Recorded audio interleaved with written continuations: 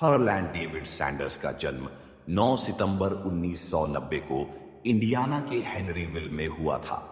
उनका बचपन कठिनाइयों से भरा था। उनके पिता, जो एक किसान थे, सैंडर्स की सिर्फ 6 साल की उम्र में चल बसे। उनकी मां को काम पर जाना पड़ा, जिससे घर और छोटे भाई बहनों की देखभाल की जिम्मेदारी सैंडर्स पर आ गई। इस दौरान उन्होंने खाना बनाना और घर के काम संभालना सीखा। यह शुरुआती अनुभव उनकी सफलता की नींव बना। हालांकि वे जिम्मेदार थे, लेकिन सैंडर्स का स्वभाव काफी उग्र था। पढ़ाई में उनकी रुचि कम थी और उन्होंने 7वीं कक्षा में स्कूल छोड़ दिया। 13 साल की उम्र में वे घर छोड़कर निकल गए और खेती, स्ट्रीट कार ड्राइविंग, रेलवे में काम और इंश्योरेंस बेचने जैसे कई छोटे मोटे काम किए। लेकिन उनके गुस्सैल स्वभाव और अन्य कारणों से वे इनमें से अधिकतर कामों में असफल रहे। 1930 में 40 साल के थे, सैंडर्स ने ग्रेट डिप्रेशन के दौरान केंटकी के कॉर्बिन में एक छोटा सर्विस स्टेशन चलाया। ग्राहकों को आकर्षित करने के लिए उन्होंने यात्रियों के लिए भोजन बनाना शुरू किया, जिसमें उनका फ्राइड चिकन भी शामिल था। उनका खाना लोकप्रिय हुआ और उन्होंने पास में एक छोटा रेस्तरां खोला। अगले कुछ वर्षों में सैंडर्स ने एक अनोखी प्रेशर फ्राइंग तकनीक विकसित की, जिससे चिकन तेजी से पकता और उसका स्वाद बरकरार रहता। उन्होंने 11 मसालों और जड़ी बूटियों का एक अनूठा मिश्रण भी तैयार किया, जो आगे चलकर केएफसी की पहचान बना। सैंडर्स का रेस्तरां सफल था, लेकिन 1950 के दशक में एक नया इंटरस्टेट हाईवे उनके शहर को बायपास कर गया।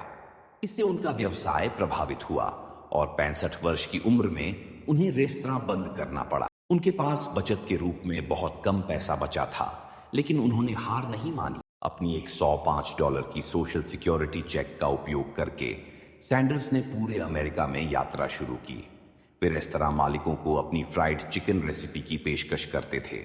उनका प्रस्ताव सरल था, वे रेसिपी देंगे और रेस्तरां हर बिके हुए चिकन पीस पर उन्हें छोटा कमीशन देगा। सफलता का रास्ता आसान नहीं था।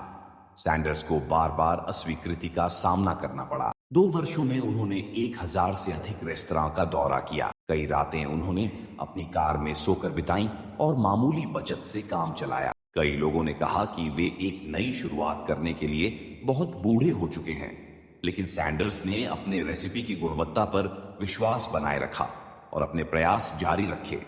1952 में सॉल्ट लेक सिटी, यूटा के एक रेस्तरां मालिक पीट हारमैन ने सैंडर्स के साथ साझेदारी की। हारमैन के रेस्तरां में पहली बार केंटकी फ्राइड चिकन नाम का उपयोग किया गया और फ्रेंचाइजी तेजी से सफल हुई। 1964 तक, जब सैंडर्स 74 साल के थे, उन्होंने अपनी चिकन रेसिपी को अमेरिका और कनाडा के 60 से अधिक रेस्तरां में फ्रेंचाइज किया था। हालांकि वे सफल हो चुके थे, लेकिन तेजी से बढ़ते फ्रेंचाइज नेटवर्क को संभालना उनके लिए मुश्किल हो गया। उन्होंने कंपनी को निवेशकों के एक समूह को $2 मिलियन, आज के समय में लगभग $17 मिलियन में बेच दिया। सैंडर्स ने कनाडा में संचालन का नियंत्रण बनाए रखा और ब्रांड के प्रवक्ता के रूप में काम करते रहे। उनका सफेद सूट और काला स्ट्रिंग टाई केएफसी का प्रतीक बन गया। उन्होंने दुनिया भर में यात्रा की और ब्रांड को बढ़ावा दिया।